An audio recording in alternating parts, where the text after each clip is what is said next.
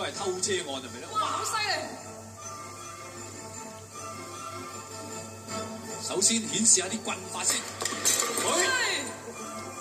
哇！哇！呢個柱躉啊，多實啊嚇，棍都打破埋。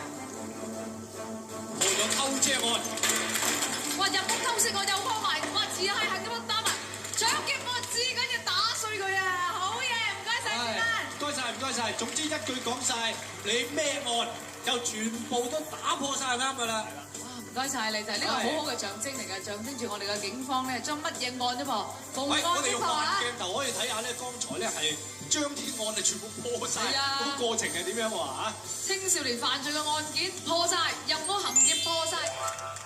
無論男士女士都要學翻一招半式自衛術防身，睇下單爺示範啦。咁所以咧，我亦都有少少想問下你啦，阿甄師傅，其實咧即係中國武術嘅主旨係叫乜嘢嘢咧？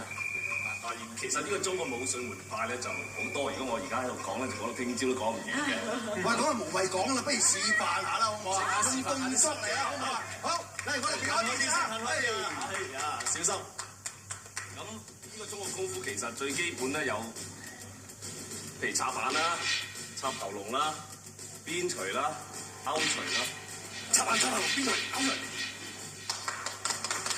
或者打雲正、跳山、跳膝。咁你知我哋中國人啊，梗係用腦噶嘛，發音，甚至乎推後啲起腳。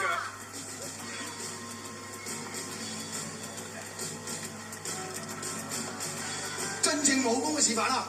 只係少少嘅搏擊術啫。搏擊嚟嘅。好快啊嚇！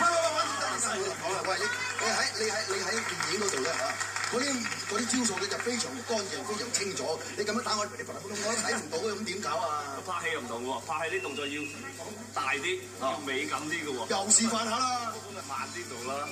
我定先啦，我哋。好啦，動作要大嘅戲招式啊！咁啊